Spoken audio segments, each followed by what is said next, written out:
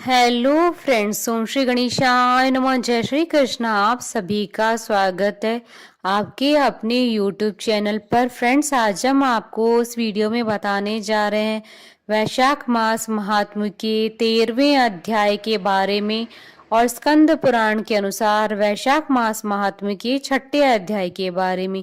Friends, video शुरू करने से पहले आपसे रिक्वेस्ट है, अगर आप हमारे चैनल पर नए हैं और आपने अभी तक चैनल को सब्सक्राइब नहीं किया है तो प्लीज सब्सक्राइब कीजिएगा चैनल को, साथ ही प्रेस कीजिएगा बेल आइकन को, जिससे नए वीडियो से रिलेटेड नोटिफिकेशन आपको तुरंत प्राप्त हो सके। और वीडियो पसंद आने पर वीडियो को लाइक और शेयर जरूर कीजिएगा ताकि सभी भक्तों को इस वीडियो का लाभ प्राप्त हो सके। और कमेंट बॉक्स में जय श्री कृष्ण जरूर लिखिएगा। वैशाख मास महात्म सब प्रकार के विघ्नों का नाश करने वाले तथा सारी सृष्टि का पालन करने वाले श्री गणेश जी तथा ज्ञान की दाता श्री सरस्वती जी तथा सब पुराणों के कर्ता श्री व्यास जी तथा श्री गुरुदेव जी के चरण कमलों में नमस्कार करके भगवान की श्रद्धा और भक्ति रस में डूबे हुए वैशाख मास महात्म्य की कथा कहती हूँ। भगवत कथा के श्रवण और कीर्तन का महत्व तथा वैशाख मास के धर्मों के अनुष्ठान से राजा पुरुयश का संकट से उद्धार। श्रुतदेव बोले, मेष राशि में सूर्य की स्थित होने पर जो वैशाख मास में प्रातः काल स्नान करता है और भगवान विष्णु जी की पूजा करके इस कथा को सुनता है, वह सब पापों से मुक्त हो भगवान विष्णु के परम धाम को प्राप्त होता है। इस विषय में एक प्राचीन इतिहास कहते हैं, जो सब पापों का नाशक, पवित्र, कारक, धर्मानुकूल, वंदनीय और पुरातन है। गोदावरी के तट पर शुभ ब्रह्मेश्वर क्षेत्र में महर्षि दुर्वासा के 2 शिष्य रहते थे, जो परमहंस ब्रह्मनिष्ठ उपनिषद विद्या में परिनिष्ठित और इच्छा रहित थे। वे भिक्षा मात्र भोजन करते और पुण्यमय जीवन बिताते हुए गुफा में निवास करते थे। उनमें से एक का नाम था सत्यनिष्ठ और दूसरे का नाम तपोनिष्ठ। वे इन्हीं नामों से तीनों लोकों में विख्यात थे। सत्यनिष्ठ सदा भगवान विष्णु की कथा में तत्पर रहते थे। जब कोई श्रोता अथवा वक्ता न होता तब वे अपने नृत्य कर्म किया करते थे। यदि कोई श्रोता उपस्थित होता तो उसे निरंतर वे भगवत कथा सुनाते, और यदि कोई कथावाचक भगवान विष्णु की कल्याणमयी पवित्र कथा कहता तो वे अपने सब कर्मों को समेटकर श्रवण में तत्पर हो उस कथा को सुनने लगते थे। वे अत्यंत दूर के तीर्थों और देव मंदिरों को छोड़कर तथा कथा विरोधी कर्मों का परित्याग करके भगवान की दिव्य कथा सुनते और श्रोताओं को स्वयं भी सुनाते थे। कथा समाप्त होने पर सत्यनिष्ठ अपना शेष कार्य पूरा करते। कथा सुनने वाले पुरुष को जन्म मृत्यु में संसार बंधन की प्राप्ति नहीं होती, उसके अंतःकरण की शुद्धि होती है। भगवान विष्णु में जो अनुराग की कमी है वह दूर हो जाती है और उनके प्रति गाढ़ अनुराग होता है। साथ ही साधु पुरुष के प्रति सौहार्द बढ़ता है। रजोगुण रहित गुणातीत परमात्मा शीघ्र ही हृदय में स्थित हो जाते हैं। श्रवण से ज्ञान पाकर मनुष्य भगवत चिंतन में समर्थ होता है। श्रवण, ध्यान और मनन यह वेदों में अनेक प्रकार से बताया गया है। जब भगवान विष्णु की कथा न होती हो और जहाँ साधु पुरुष न रहते हो, वह स्थान साक्षात गंगा तटी क्यों न हो, निसंदेह त्याग देने योग्य है। जिस देश में तुलसी नहीं है अथवा भगवान विष्णु का मंदिर नहीं है, ऐसा स्थान निवास करने योग्य नहीं है। यह निश्चय करके मुनिवर सत्यनिष्ठ सदा भगवान विष्णु की कथा और चिंतन में संलग्न रहते थे। दुर्वासा का दूसरा शिष्य तपोनिष्ठ दुराग्रह पूर्वक कर्म में तत्पर रहता था। वह भगवान की कथा छोड़कर अपना कर्म पूरा करने के लिए इधर उधर हट जाता था। कथा की अवहेलना से उसे बड़ा कष्ट उठाना पड़ा। अंतोगत्वा कथा परायण सत्यनिष्ठ ने ही उसका संकट से उद्धार किया। जहाँ लोगों के पाप नाश करने वाली भगवान विष्णु की पवित्र कथा होती है, वहाँ सब तीर्थ और अनेक प्रकार के क्षेत्र स्थित रहते हैं। जहाँ विष्णु कथा रूपी पुण्यमयी नदी बहती रहती है, उस देश में निवास करने वालों की मुक्ति उनके हाथ में ही है। पूर्व काल में पांचाल देश में पुरुयशा नामक एक राजा थे, जो पुण्यशील एवं बुद्धिमान राजा भूरियशा के पुत्र थे। पिता के मरने पर पुरुयशा राज सिंहासन पर बैठे। वे धर्म की अभिलाषा रखने वाले, शूरता, उदारता आदि गुणों से संपन्न और धनुर्वेद में प्रवीण थे। उन महामती नरेश ने अपने धर्म के अनुसार पृथ्वी का पालन किया। कुछ काल के पश्चात राजा का धन नष्ट हो गया। हाथी और घोड़े बड़े बड़े रोगों से पीड़ित होकर मर गए। उनके राज्य में ऐसा भारी अकाल पड़ा जो मनुष्यों का अत्यंत विनाश करने वाला था। पांचाल नरेश राजा पुरुयशा को निर्बल जानकर उनके शत्रुओं ने आक्रमण किया और युद्ध में उनको जीत लिया। तदंतर पराजित हुए राजा ने अपनी पत्नी शिखिरनी के साथ पर्वत की कंदरा में प्रवेश किया। साथ में दासी और आदि सेवकगण भी थे। इस प्रकार छिपे रहकर राजा मन ही मन विचार करने लगी कि मेरी ये अवस्था क्यों हो गई। मैं जन्म और कर्म से शुद्ध हूँ और माता और पिता के हित में तत्पर रहा हूँ। गुरु भक्त उद्धार, ब्राह्मणों का सेवक, धर्मपरायण, सब प्राणियों के प्रति दयालु, देव पूजक और जितेंद्रिय भी हूँ। फिर किस कर्म से मुझे यह विशेष दुख देने वाली दरिद्रता प्राप्त हुई? किस कर्म से मेरी पराजय हुई और किस कर्म के फलस्वरूप मुझे यह वनवास मिला है? इस प्रकार चिंता से व्याकुल होकर राजा ने खिन्न चित्त से अपने सर्वज्ञ गुरु मुनि श्रेष्ठ याज और उपयाज का स्मरण किया। राजा के आह्वान करने पर दोनों बुद्धिमान मुनीश्वर वहां आए।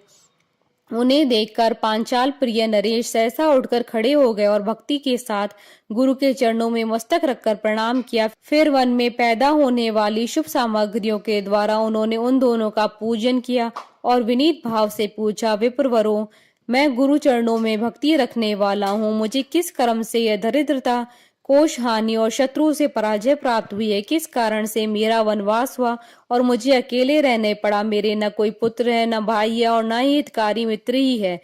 मेरे द्वारा सुरक्षित राज्य में यह बड़ा भारी अकाल कैसे पड़ गया? ये सब बातें विस्तार पूर्वक मुझे बताइए। राजा की इस प्रकार पूछने पर वे दोनों मुनि श्रेष्ठ को इस प्रकार बोले, राजन, तुम पहले के 10 जन्मों तक महापापी व्याध रहे हो। तुम सब लोगों के प्रति क्रूर और हिंसा परायण थे। तुमने कभी लेश मात्र भी धर्म का अनुष्ठान नहीं किया। इंद्रिय संयम तथा मनोनिग्रह का तुम में सर्वथा अभाव था। तुम्हारी जिह्वा किसी भी प्रकार भगवान विष्णु के नाम नहीं लेती थी। तुम्हारा चित्त गोविंद के चारु चरणाविंदों के चिंतन नहीं करता था और तुमने कभी मस्तक नवाकर परमात्मा को प्रणाम नहीं किया। इस प्रकार दुरात्मा व्याध का जीवन व्यतीत करते हुए तुम्हारे 9 जन्म पूरे हो गए। 10वां जन्म प्राप्त होने पर तुम सह पर्वत पर पुनः व्याध हुए और वहां सब लोगों के प्रति क्रूरता करना ही तुम्हारा स्वभाव था। तुम मनुष्यों के लिए यम के समान थे, दयाहीन, शस्त्र जीवी और हिंसा परायण थे। अपनी स्त्री के साथ रहते हुए राह चलने वाले पथिकों को तुम बड़ा कष्ट दिया करते थे, बड़े भारी शठ थे। इस प्रकार अपने हित को न जानते हुए तुमने बहुत वर्ष व्यतीत किए। जिनके छोटे छोटे बच्चे हैं, ऐसे मृगों और पक्षियों के वध करने के कारण तुम दयाहीन दुर्बुद्धि को इस जन्म में कोई पुत्र प्राप्त नहीं हुआ। तुमने सबके साथ विश्वासघात किया, इसलिए तुम्हारे कोई सहोदर भाई नहीं हुआ। मार्ग में सबको पीड़ा देते रहे, इसलिए इस जन्म में तुम मित्र रहित हो। साधु पुरुष के तिरस्कार से शत्रुओं द्वारा तुम्हारी पराजय हुई। कभी दान न देने के दोष से तुम्हारे घर में दरिद्रता प्राप्त हुई। तुमने दूसरों के ओर सदा उद्वेग में डाला, इसलिए तुम्हें दुस्सह वनवास मिला। सबके अप्रिय होने के कारण तुम्हें असहाय दुख मिला है। तुम्हारे क्रूर कर्मों के फल से ही इस जन्म में मिला हुआ राज्य भी छिन गया। वैशाख मास की गर्मी में तुमने स्वार्थवश एक दिन एक ऋषि को दूर से तालाब बता दिया था और हवा के लिए पलाश का एक सूखा पत्ता दे दिया था। बस जीवन में इस एक ही पुण्य के कारण तुम्हारा यह जन्म परम पवित्र राजवंश में हुआ। अब यदि तुम सुख, राज्य, धन धान्य आदि संपत्ति, स्वर्ग और मोक्ष चाहते हो अथवा सायुज्य एवं श्री हरि के पद की अभिलाषा रखते हो तो वैशाख मास के धर्मों का पालन करो। इससे सब प्रकार के सुख पाओगे। इस समय वैशाख मास चल रहा है।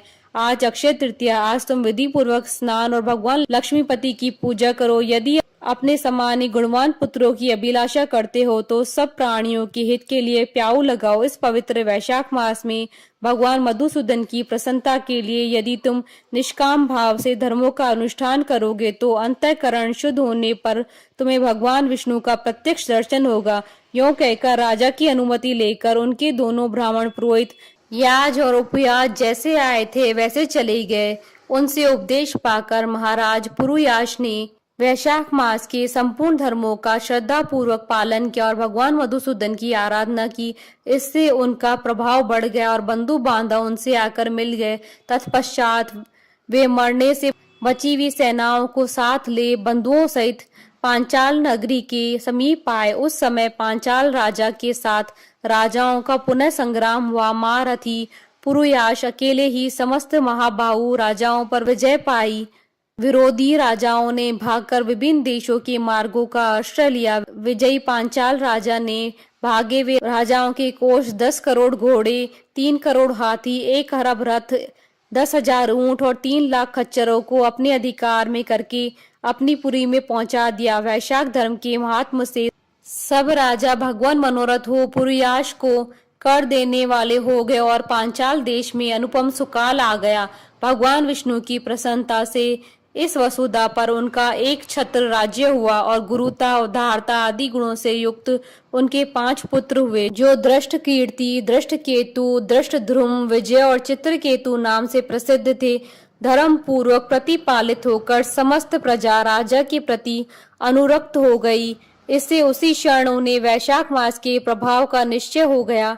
तब से पांचाल राज भगवान विष्णु की प्रसन्नता के लिए वैशाख मास के धर्मों का निष्काम भाव से बराबर पालन करने लगी। उनके इस धर्म से संतुष्ट होकर भगवान विष्णु ने अक्षय तृतीया के दिन ही उन्हें प्रत्यक्ष दर्शन दिया। इति श्री स्कंद पुराण महात्म्य का 6ठा अध्याय संपन्न हुआ। बोलिए भगवान विष्णु की जय, सनातन धर्म की जय। हमारे साथ इस वीडियो में अंत तक बने रहने के लिए आपका धन्यवाद। ओम श्री गणेशाय नमः। जय श्री कृष्ण।